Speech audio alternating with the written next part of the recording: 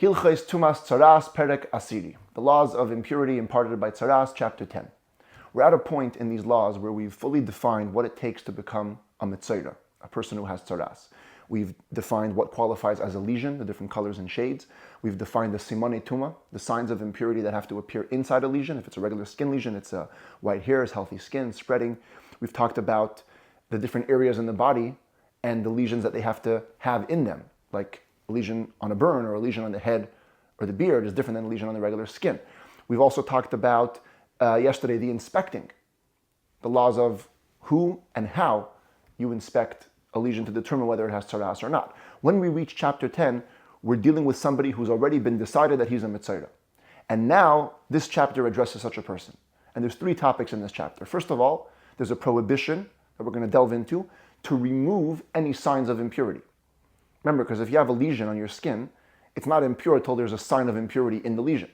So if you think about it, someone sees white hairs growing in a lesion, he may just be tempted to pull out the white hairs. And now I'm back to just a lesion with no sign. That's a clear prohibition in the Torah, to remove signs of impurity. And we're going to deal with what happens if a person does. How does that affect his status of purity or impurity? We'll also talk about what happens if the skin, the whole lesion gets cut off.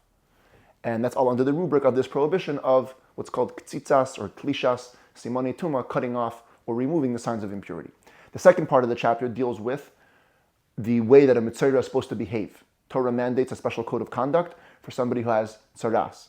And the third and final part of this chapter, which is probably the most important one in the context of this book, because this book of the Rambam is all about the different types of impurity, we're going to talk about what is the degree or the level of impurity that a mitzayra imparts. There's some severe things that apply only to a mitzayra, as we're going to learn at the end of the chapter. So we begin with the laws relating to removing signs of impurity. Says the Rambam, Halacha Aleph, Hatoilish Simone Tuma. If somebody plucks or removes the signs of impurity on a lesion, bein kulan, bein miktsasan, whether all of them or only part of them. But sometimes removing part of a sign of impurity can be very consequential. You remove one hair, now you don't have two white hairs. That's no longer a qualifying a sign of tuma. Or let's say somebody burns the healthy skin, kulai miktasa, partially or fully. Healthy skin is a sign of impurity inside of a skin lesion. But if you burn it, now it's not healthy skin anymore. So you've ruined the sign of impurity. Or you cut off the entirety of the lesion, the whole skin area. You cut it out. Or you cut it out from a piece of clothing or a home, which could also have different tzaraas lesions, as we're going to learn in later chapters in this set of law. The point is you now have caused the lesion to disappear. No matter when you did this, whether it was before your initial inspection coming to the Kohen, or it was during the period of quarantine or after the point where you've been decidedly declared impure, or after you've been exempted. Remember, after 2 weeks of quarantine, if no signs of tuma develop, the Kohen will send you home. But if a sign of impurity develops after that, you become impure. But let's say this person plucks the signs of impurity or burns it. Says the Rambam, he transgresses a negative prohibition. Shenemar, it says in the Torah clearly, he shomer b'negahat tzaraas. Guard yourself, beware when it comes to the tzaraas lesion. Lishmar ma'oid v'lasos, to observe very carefully and to do k'choil asher yoru eschem hakoyanim alevim, as everything that is taught to you or instructed to you by the Kohanes or the Levites, ka'asher tzivisim tishmeru, as I've commanded them, so should you guard. And the sages learned from this verse, what is Torah saying? Beware. Whenever we have the word hishomer, it's communicating a negative prohibition. What's the negative prohibition here? How do you beware with regard to the tzaraas lesion? V'loi sheyisloish oy yakoitz. It means you have to be careful and watch it, let it be. Do not pluck the signs of impurity or cut off the area with the lesion. Avol. Nevertheless, says the Rambam, however, even though it's always forbidden, the prohibition always applies in every situation to remove parts of a lesion, you won't get lashes for transgressing this prohibition unless your actions actually helped, caused you a benefit. If they don't help, doesn't change the law of the lesion, you don't get lashes. And the Rambam immediately clarifies, Ketzat, what does this mean? How could you have a scenario where you're going to remove a sign of impurity and it won't change the bottom line? So classic, you have a lesion, and inside there's 3 white hairs. So once you have 2 white hairs, it's already impure. But every white hair is a siman tuma, sign of impurity.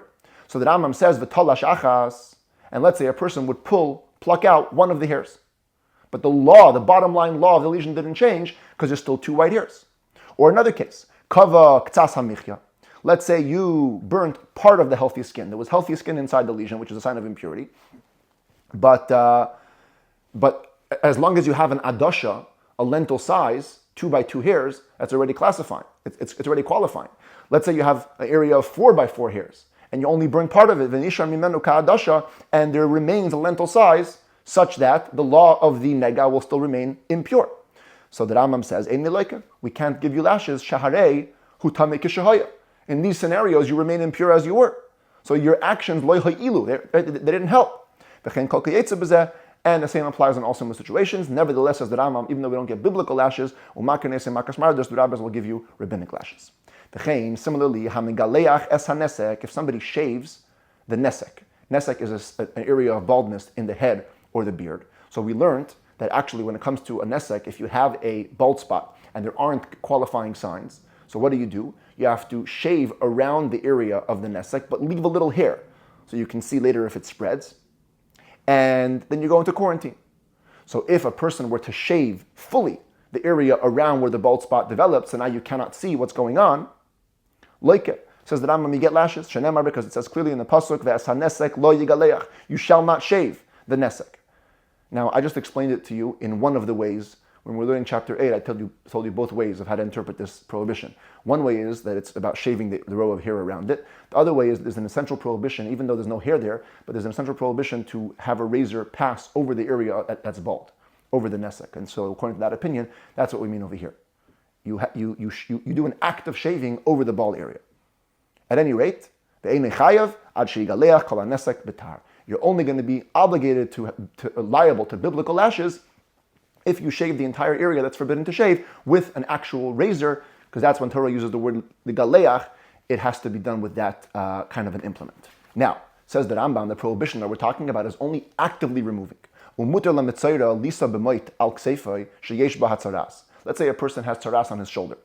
Can he carry something, a load, with a pole? Technically, maybe it's going to rub and it will cause some of the signs of impurity or the lesion itself to fade. Says the Rambam, it's allowed. The Lipskier hasiv al ragla, you can also tie some palm bast around your foot, even though you know it's going to pick out or pluck out some hairs. And if in the interim signs of impurity go away, they go away. Provided you don't have in mind direct intent to do this prohibition. Halacha beis, now let's talk about what's the status of purity or impurity for somebody who removed the signs of impurity. Somebody removes, he plucks the signs of impurity, let's say it's white hairs in a regular skin lesion or the yellow hairs in the nesek, or he burns the michya. So even though the prohibition applies in all stages, whether before you come to the kohen in quarantine, hechlet, or after the exemption, says that Rambam, the status or the law relating to this lesion will change when it happened, depending on when it happened. If you did this before you were inspected by the kohen, well, when the kohen inspects you, what's he going to see? Tzaraas with no signs of impurity, so you're pure. Same thing if you did it in days of quarantine, you're also going to be pure when the kohen will inspect you, after the days of inspection, of quarantine, you're going to be deemed pure. But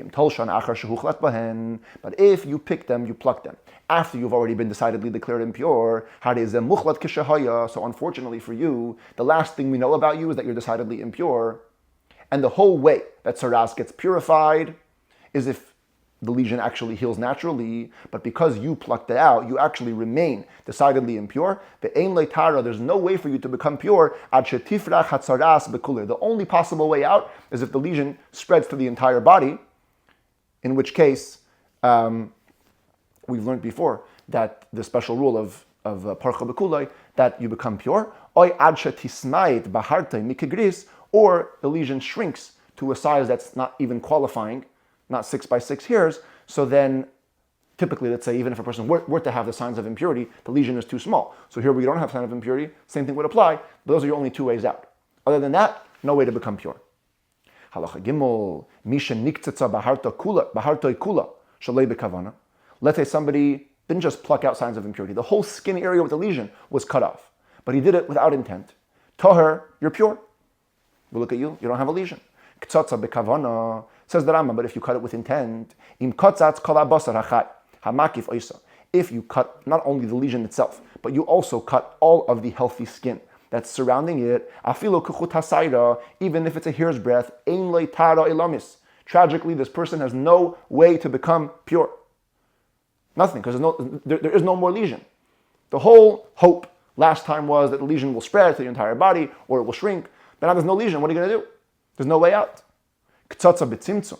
If you cut it exactly, you cut no healthy skin around it, just the exact area of the lesion. So here, while you don't have the method of shrinking, you do have the method of spreading. Because every single piece of skin that exists still originally was healthy skin while the lesion was there. So we allow that to classify as the lesion spreading. Where you cut off an area of skin around it, so now, even if it spreads to your entire body, we're not going to know if it spread from the point of the lesion. Because maybe that part that you cut off would have remained healthy. But now that you've cut it off only exactly b'tzimtzum, exactly at the point where the lesion ended, so if it actually spreads to your entire body, that will mean that the baheres spread to your entire body, and that's a sign of purity. Halacha daled hatoilesh sayra levana achas. Let us say that a person had 2 white hairs, and he only plucks one of them, one of the white hairs. V'nashra hashniya. And then, so already his actions already helped, because at this point there's no more proper sign of impurity. But the second hair fell out on its own. Hareze toher, now he's pure. Because you could attribute the purity to what happened automatically. Let's say the hair that he plucked wouldn't have been plucked. It would have remained in place. But the fact that the other hair fell out now takes it away from the quantity of 2 hairs, so you're going to be pure. Hayu shalosh, if there were 3 hairs. Tala shtayim v'noshra achas, if you pluck 2 hairs, thereby nullifying the sign of impurity, and one of them fell out on its own. Hareze b'tumase, now you're going to stay impure. Why? Because we ignore the plucking which you did. We only look at the plucking which happened automatically. Had a person had 3 white hairs and only 1 hair fell out, what would be the law? He'd still be impure, he'd still have 2 hairs. So, in this case, he remains impure. Similarly, a person has a healthy area of skin inside of a lesion, exactly the size of a lentil bean.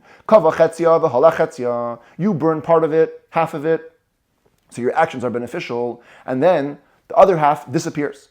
So same thing, you're pure. Because again, even if we ignore what you did, if half of a michya disappears on its own, you become pure. And here's another case where you'll stay pure.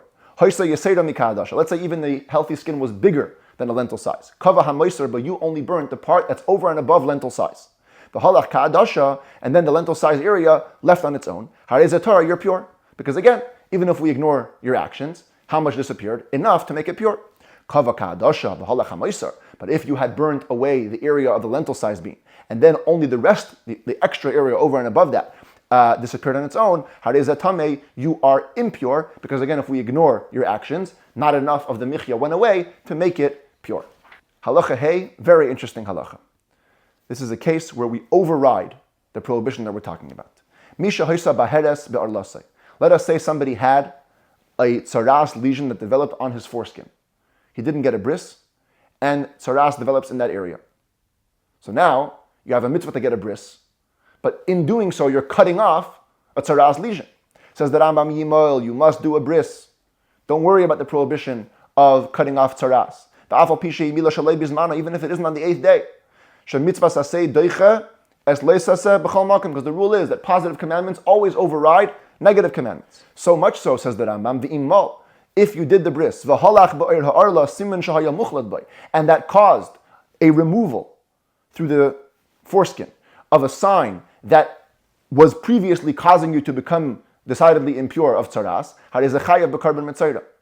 we're going to consider it that you became pure from tzaraas in the classic way, and you have to bring the sacrifices associated with becoming pure from tzaraas, as we saw in the end of the last book, and we'll talk about it a little more in the coming chapters, that when the Mitzvah becomes pure, there's a whole series of sacrifices that you have to bring. In this case, when you did the bris, as the Torah mandates you, and thereby you got rid of your tzaraas, not only is it not a prohibition, it's actually considered becoming pure from tzaraas. Halacha vav, now we move on to the second topic of the chapter. How should a Mitzvah behave when he has tzaraas? Mitzvah saseh, it's a positive commandment, liyas ha-mitzvah ha-muchla, that a mitzvah who's been declared decidedly impure, he needs to be mechusar rosh, kol yemei chilutai. He needs to be covered, his head covered, the entirety of the time when he is declared impure. Ve'oite al safam, and he's even supposed to pull some of the cloth that's on him up to his mustache. K'may oval, like a mourner. A mourner is supposed to cover his head and the area up to his mustache. Upaydim begadav is supposed to tear his clothing. Umaydia ha'oivrin alav shehu tamei, and he's supposed to publicly notify people that are passing by that he is impure. Shenemar, because the pasuk says v'hatzarua asher boy hanega, a person who is a mitzayra, afflicted with tzaraas, that has a lesion. The pasuk ends off, begadav yiuferumim, he's supposed to tear his clothes, v'reisha yiyefarua, his hair should grow long, v'al safam yate, he should wrap himself around to the mustache, v'tamei tamei yikra, and he should declare, call out that he is tamei. That's the source for all the laws that Rambam just said. Afilu kohen gadol, even a high priest, who the law is, we saw in, I think 2 books ago, in the laws of how kohenim should behave, that they're not allowed to let their hair on their head grow more than 30 days, and they're not allowed to tear their clothing. But if a kohen gadol shenit tzara, if he gets tzaraas, poirem upoireya, he needs to tear his clothing and let his hair grow. She'asei doiche, as Leisa say, as we had before with the bris, positive commandments always override negative commandments. Also, furthermore, a mitzvah is forbidden to engage in inquiring after the peace of people. All days he's decidedly impure. Again, like a mourner. Because it says, safam yate, he should be wrapped up until his mustache. But the word safam also implies something else. Sfasav devukais. His lips should be sealed. No saying hi, no just engaging in welfare conversation. But he certainly doesn't have to seal his lips completely. He can read the Torah, Tanakh, he can learn Mishnah, Talmud, Midrash. V'dayde, she could also teach Torah. But also he cannot do laundry, launder his clothing, or take a haircut. All the days that he's decidedly impure. He's even more severe than a mourner. A mourner cannot display signs of mourning on Shabbos, but a mitzvah must. He must do all these things even on Shabbos and Yom Tov.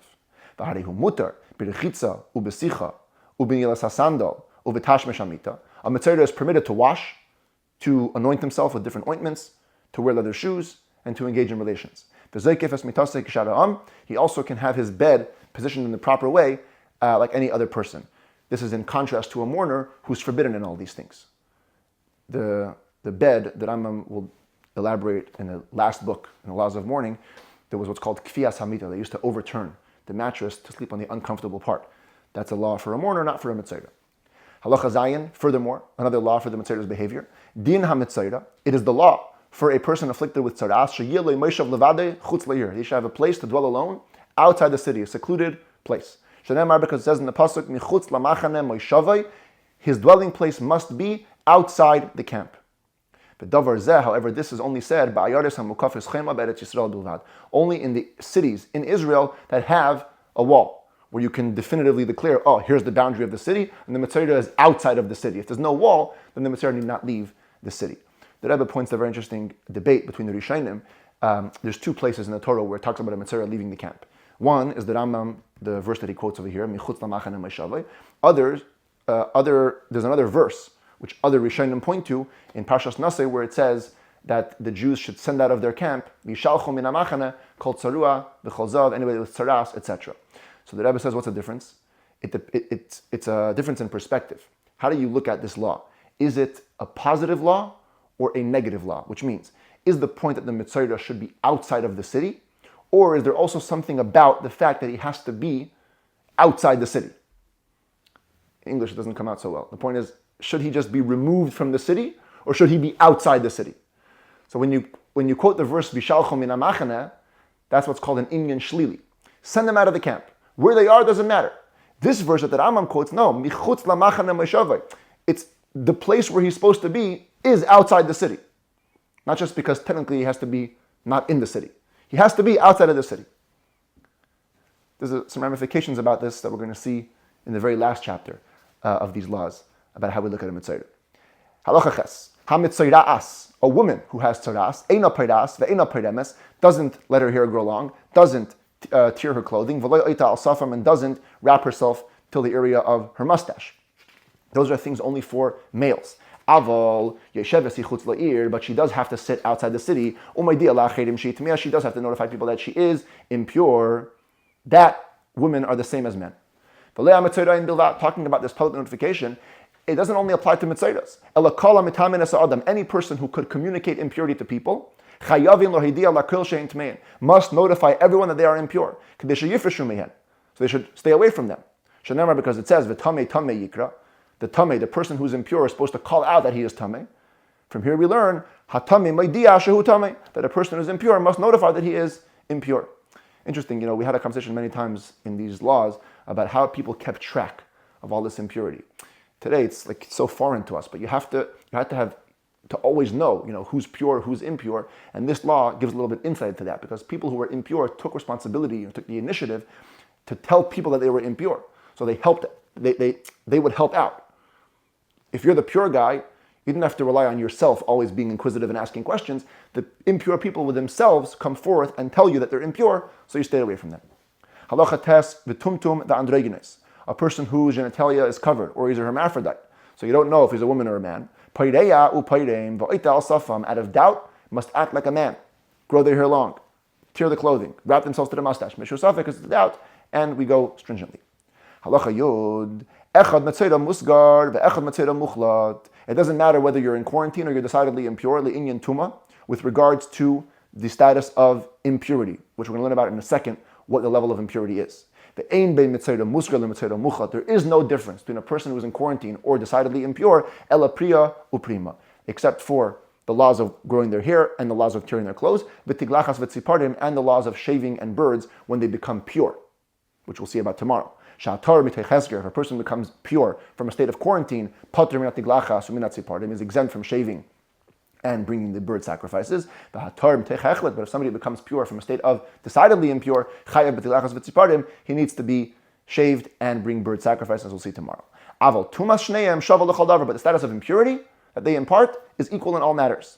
And what are those? A person who has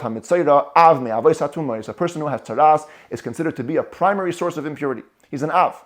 That means that he will transmit impurity to people or utensils if he touches them.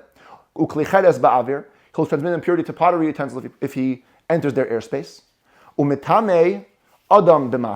He will also make a person impure if they carry him. And he will also transmit impurity to things that are meant to lie on or to sit on, which he lies or sits on them even without touching them, even if there's like a stone in between them or some kind of partition. He'll make those mishkav u'meishav impure. In fact, we're going to have a whole set of laws coming up next that's called mitame mishkav u'meishav, those people that impart impurity to things that they lie on and they sit on. And the reason that it's a special category is because, as we're going to see, the mishkav and the meishav themselves become an av hatuma. Even though the source of impurity is themselves an av, and typically when an av touches something else, it becomes risha in a lower level, first degree. Here, it makes the mishkav u'meishav impure to the point of becoming an av. That's why it's a special law. Afilu tachas ha'even, even if the thing which you're lying on or sitting on is under a stone. Kizav u'kizava, like a zav and a zava, again, which we're going to have in the next set of laws. Shanam Rabbi says in the pasuk, v'chibeis begadav v'taher. He needs to wash his clothing and then become pure. We learn from tradition, what does this mean he becomes pure? That now, after going to mikvah, he becomes pure from transmitting impurity to things that he lies on or he sits on. Until then, they do become impure. Again,